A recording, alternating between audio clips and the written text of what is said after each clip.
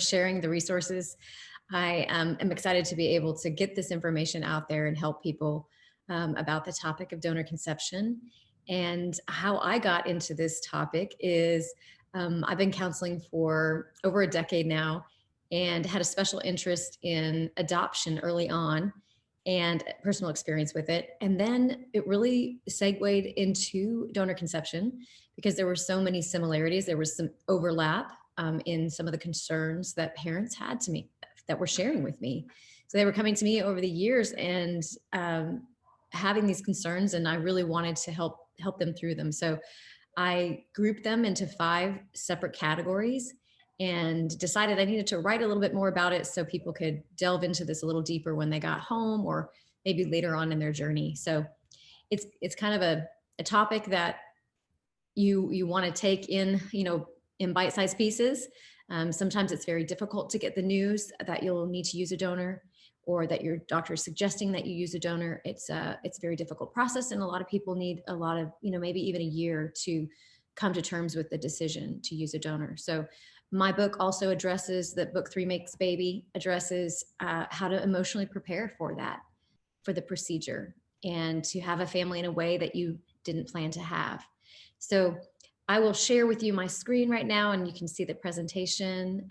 Let me know that if everything works out okay. But like I said, I was talking about the 5 most common concerns about donor conception that I have heard from families like you, from couples and individuals that want to be parents, that have been on a long road to infertility and have struggled and been through a lot of heartache, a lot of pain, and a lot of procedure loss. So various stories, I've heard so many stories and they are so different. Everyone has a different story. And, I really find, I really have a lot of reverence for the stories and for the journey that you've been on. And so what I found is that, especially 10 years ago, it was very secretive to talk about donor conception, and people really didn't share this with anyone else outside of behind my counselor door. And it became something that was really precious for them to be able to talk about. So I'm going to kind of share with you some of the stories where I've changed the names to protect their confidentiality, but I'll share some of the stories that I've encountered as examples of these different concerns. And you might see how they might play out in your life as well, or with someone you know. So the concerns, like here in the purple bubble, you'll see really outline the 5 most common concerns, and sort of it's like a top level question that I can drill down further into in session or in the book. But it starts with a lot of parents saying, will my child be upset? Maybe you've seen negative things online, and maybe you're really worried that your child would not like the idea of being donor conceived. And parents also wonder, are they going to feel like the real mom or the real dad? Maybe you've only been in a family where you've been blood related and you're biological, so you don't really know what it feels like to be in a family that's not all biologically related. And it can feel very different at first. You wonder, will you be different from other families? Will you have social differences that will make your family stand out or feel uncomfortable over the years? And then you wonder, will your family accept your child? Will your grandparents and your parents and other family members and your culture even accept a child who isn't genetically related to you? And then finally, how do you talk to your child once you've come to that place where you feel comfortable and you can start talking to your child or talking to other people about using a donor? How do you do it? What do you say? What phrases do you use? Where's the line of how much you share and how much you keep to yourself? So, what I saw is that people had these questions, but, kind of coming in with these questions were these intense feelings around donor conception. So, I can read these questions to you and they seem, fairly simple, but the emotions behind them are much more intense. So you had people coming in with a lot of grief, a lot of sadness and anxiousness, and but also some hope and some excitement. So I think the biggest feeling that I saw people were experiencing was confusion. And, in the adoption field, we use a term called genetic bewilderment. And I really saw it that it applied to people considering a donor as well. They just felt bewildered about what does it mean to have a child that isn't genetically related to you. So this was something that I knew we could go deeper into and help people explore these concerns. These are the 5 concerns I went over. Like I said, that emotional distress, you're upset, you're worried about your child's emotional distress. Are you going to feel like the legit parent? How do you feel about social differences, family and cultural differences? And do you not know how to talk about donor conception? So really we'll start with the very first one, which is the emotional distress. And I'll give you an example. So I had a client, Paige and Colton. They used anonymous donation because they wanted a second child and they were not able to have one. Paige had diminished ovarian reserve and was not able to have any more children. So the doctor recommended that she use a donor. They decided to use a donor, and Paige was so worried that that her second child, who was donor conceived, would not feel as good as their biological child, their full biological child. And she was so worried about that she had come to me to speak to me about how distressing this was. So one thing that she also shared was not only was she worried that her child might feel different, she was worried she might feel different. What if she didn't love her second child as much because she didn't share genes with him or her? So this was something that it was very vulnerable, but she was really willing to go there and really explore these inner feelings inside herself. She was a loving person. And this was a legitimate question to ask, will I feel differently? It's a scary thought to think about, but it's important that you explore it. And she did. She further explored it. She was afraid of telling anyone about it because she didn't want her children to feel different from each other. We explored differences and what it meant to be different. And we got a little bit deeper into her feelings, which helped. So that is about a child's feelings. But what we find really is that the child's feelings and the parents' feelings are often interchangeable. So when parents come to me, they often say, well, what if my child feels this? Or what if my child doesn't like, this, or they're angry? And, I challenge the parents to go into their own feelings about it, so then they can help their child through any feelings in the future. They wonder, will your child be upset if they know? Will they have issues around it? Will they get picked on at school, or will they get bullied? And what challenges might they have around donor conception? One thing that parents say to me is, I really want to avoid my child from having any challenges around being donor conceived because I would feel so bad as a parent. But the reality is that no child is free from challenges in life. So it's really about being educated and being able to help your child through those challenges. So the second concern is that feeling legitimate. Am I going to feel like the real parent? I'm going to give you an example here of Alice and Wyatt, who used their sister's egg to conceive. So Alice was worried that she wouldn't feel like the real mom, and that maybe even her child would have a closer bond with her sister. And this was in a known egg donation situation. This was a really difficult thing to work through because she was so grateful her sister was willing to donate her eggs. But at the same time, she was very worried and sad that maybe her child would look more like her sister than her.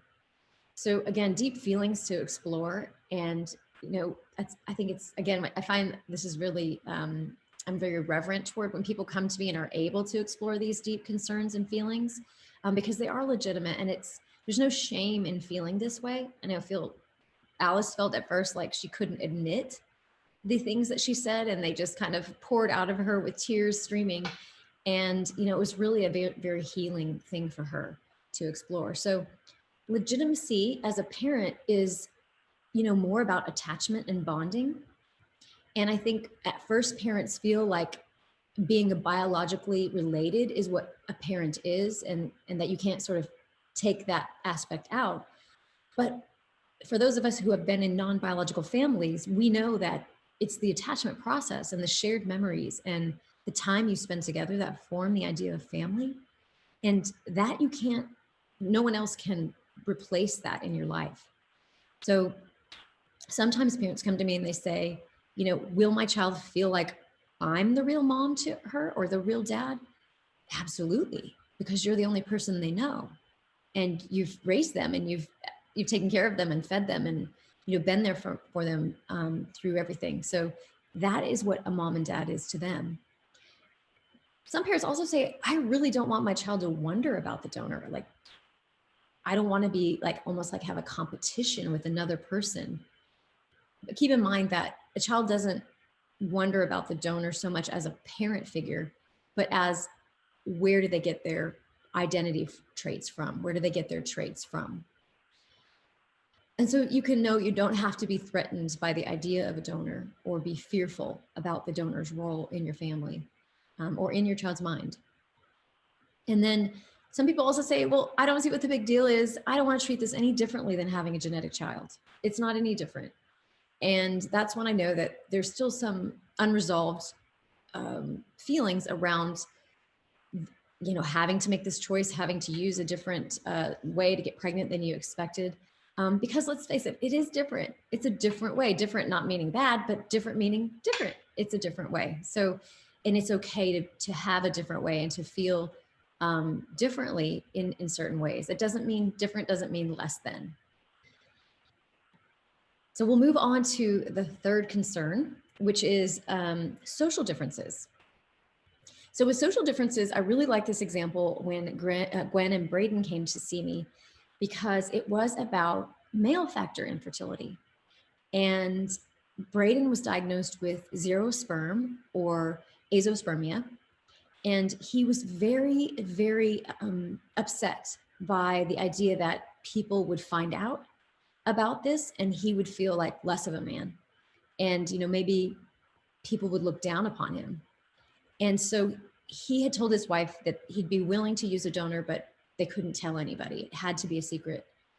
And that he was embarrassed about it. And he was quite adamant. And, I often see guys that are like this. They're almost a bit angry about the idea of talking about donor conception with anybody else.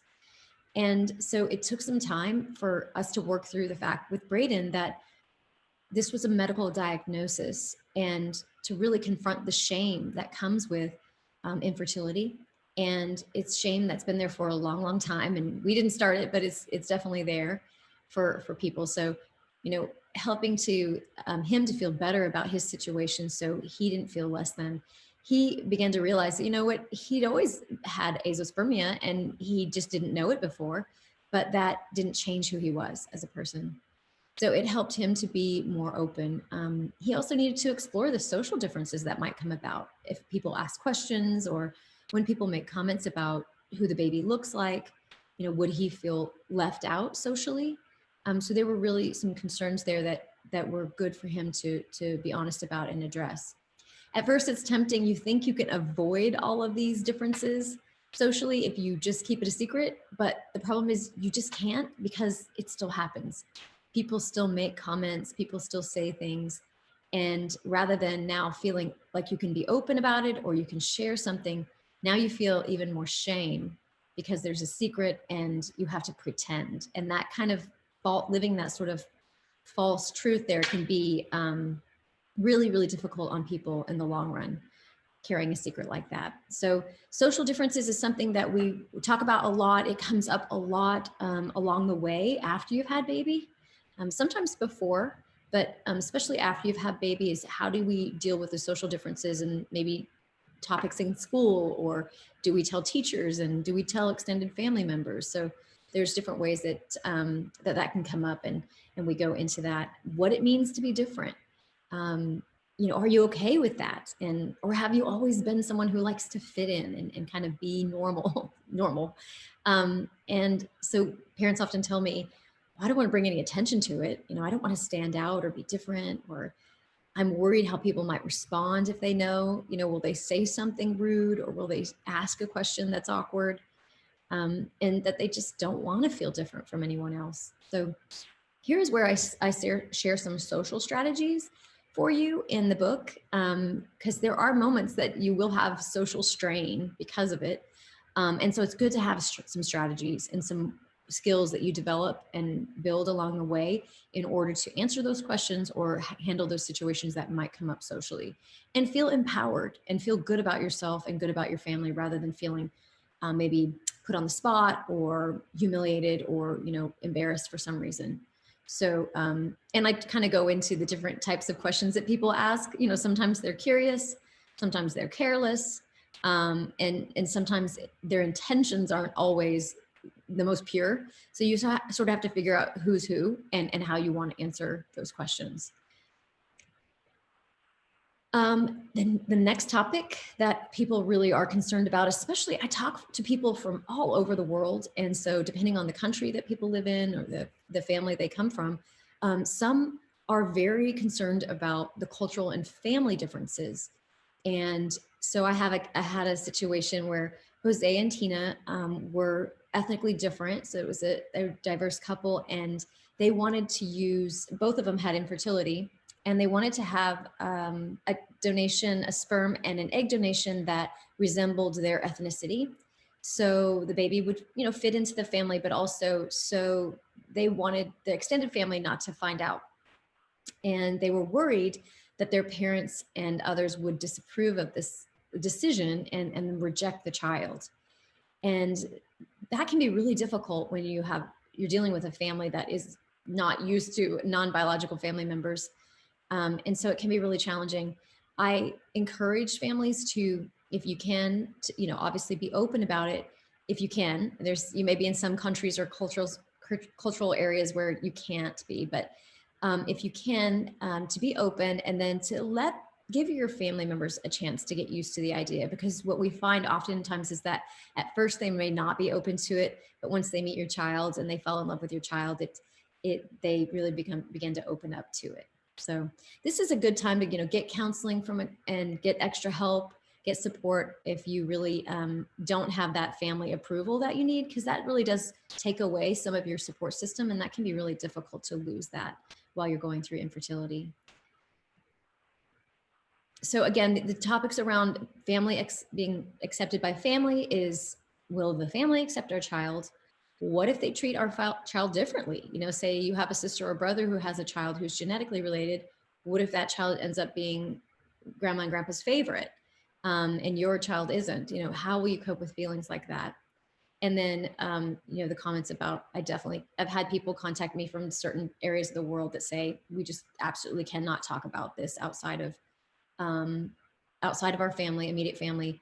And then others that say it's hard to talk about it in the culture I'm in, but I'm doing it anyway. So lots of really interesting stories out there. And then the last example I use is about people that say, we've done a lot of work and we're looking into this, and we've done reading, and we're pretty well prepared emotionally. We've, looked at our feelings and worked through our grief and our loss. And we're ready to tell our child, and we just don't know how yet. So what words do we use? When do we say it to them? How old should they be? In this case, Mark and Simon used an egg donor and a gestational carrier to have their child, and they just weren't sure, when do they start talking to their daughter about her donor, and what do they call the donor, and what kind of dialogue do they have around being donor conceived and being a donor conceived family. So that's when, again, the second half of my book talks all about that. It's different phrases at different ages, what's developmentally appropriate, and you can read those and kind of get those little hints on what to say, and then make it your own, make it personal, and make it comfortable to your family. So it's a way to build your own family narrative, and kind of get you practice at talking about it. Because at first it can be really uncomfortable. Parents say they fumble around a lot at first when their babies are little talking about it, but then they get much more accustomed to talking about it as they grow. So it gets easier over time. So people say, well, how old should the child be when we tell them? A lot of times people think, well, I'm going to wait to tell my child until they're like 7 or 8 and they're a little bit older and they understand donor conception. But I recommend go ahead and start practicing right away when your baby is born. And you can use baby books that are on the market, and really simple, basic language. No need to go into anatomical terms yet when they're really little. And then those phrases grow as they grow. And so that gives you, again, that practice at talking about it. before your child talks back, and that's kind of an easier time. Plus, you can build a very positive story, and then if challenges come up later, you've got that positive foundation to build on. And then, like I said, what words should you use? How should you say things? I give you actual word tracks and phrases in the book that will help you with that. And then how can you help your child with any challenges they may face? And, I give tips and strategies on that too, how you can, really be attentive to your child. I'll give you an example. When my child was in middle school, she was adopted and she wanted to talk about it. It just kind of came out of the blue. She blurted it in the car when we were driving.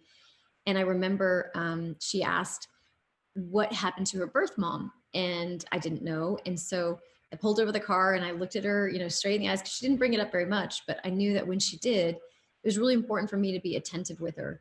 So things like that, when they're in middle school, when they're in high school, they're going to be working on identity development. And so it'd be great for you to be able to talk with them about their traits that are maybe different than yours, and be open to those types of conversations.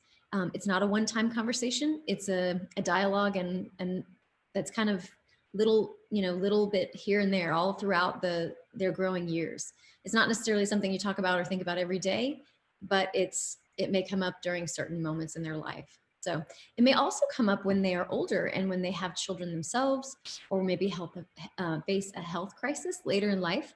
They may begin to think about what it means to be donor conceived. So every child is different. Some children don't really have many questions and others have a lot of questions, and both are normal. It's all normal. So if you're prepared as a parent to deal with that, then you can feel more comfortable in your parenting in general. And then, the final thing I like to end on is, well, what do the kids think? And I think I leave this with you because one of the biggest things that parents say to me is, well, okay, I told my child and now we're done and it's good. And then they don't really bring it up again. But I want to emphasize to you, in talking with a lot of donor conceived adults, that they do think about it and they wonder why you're not bringing it up. And they might assume that it's because you're uncomfortable talking about it, or that you would get your feelings hurt, or that they're being disloyal to you. And so remember, they're the kids, they're children, and we're the adults. So we have to be there to be their guide and be the one that, bring up the topic. And if they say they're good, that's fine. You don't have to, continue to talk about it. But it's important to bring it up every now and then and just check in with them and see how they're doing and see if they want to talk about it. It shows that you're open to it and you're comfortable, and that they can come to you if they need to. So where you can get more information, you can go to my website. You can follow me on Instagram. I have, like I mentioned, the 3 Makes Baby book. I didn't get into a lot of the issues around grief and grieving, but when you are grieving a genetic loss, it can be very difficult. So I do talk about grief and grieving in this book.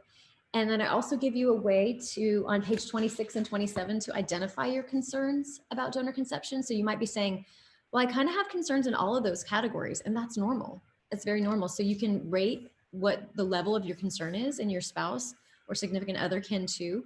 And then you can kind of see where you're both at. It's really normal to be on different pages sometimes with your spouse, and that's okay too. So it's a way for you guys to really have a dialogue. I've had a lot of people tell me that's a great prompt for them as a couple to talk about donor conception.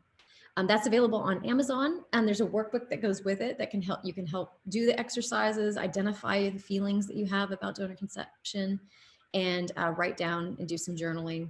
So that's also available. And like Abby mentioned, the 3 Makes Baby podcast is available on Apple Podcasts, and there's links in my bio. And I think it's on most podcast platforms.